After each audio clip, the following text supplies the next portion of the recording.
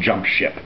Because and basically the argument is that liberals can't do wrong because by definition, liberals are right. And if you look at the,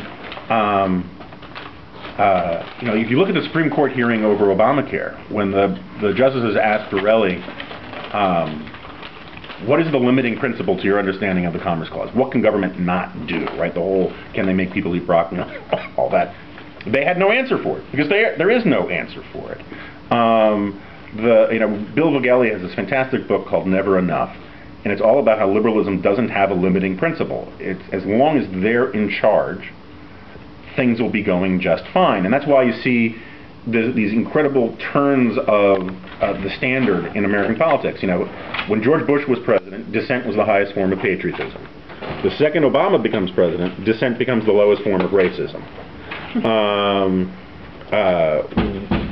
The double standard is that, when John Kerry, I think some of you have heard of, he served in Vietnam. When he had all of that money, it was in the classic tradition of FDR, who was going against the malefactors of big wealth, and he was a traitor to his class, and no one really cared whether he had Swiss bank accounts or anything like that.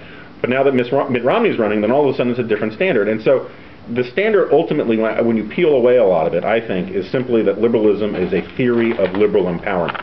It is a theory of, as long as the right people are running things, everything is going to be okay.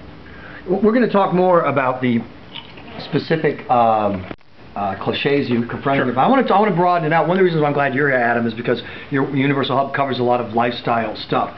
And one of the questions I always like to ask people, left, right, in between, is, do you want to live among people whose fundamental worldview is, and I know we're using left, right, liberal, conservative in a very stereotypical manner, a very broad manner, but you have to have a conversation. And I have lived in rural, redneck South Carolina, where I spent my formative years running from large, hairy people named Bubba, many of them women. And I've lived in New York City and Boston. And the question I have is the old Francis Schaeffer question: how should we then live? Do you want to live here?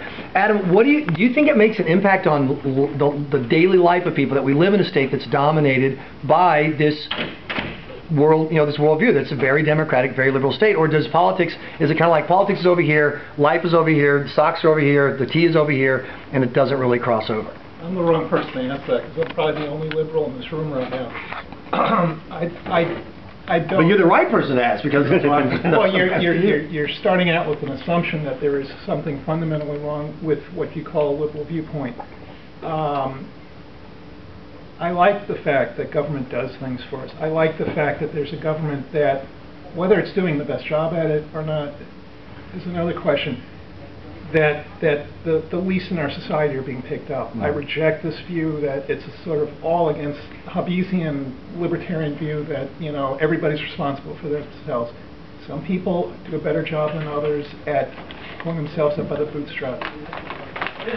But to get to your question, does it affect how we live, the actual lifestyle? Would you want to live here? Or would you rather live with people that I like living in a state knowing that 98% of the people in the state now have health insurance.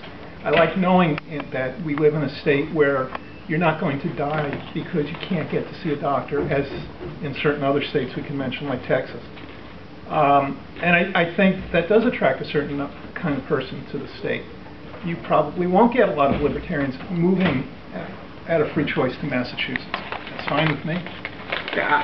But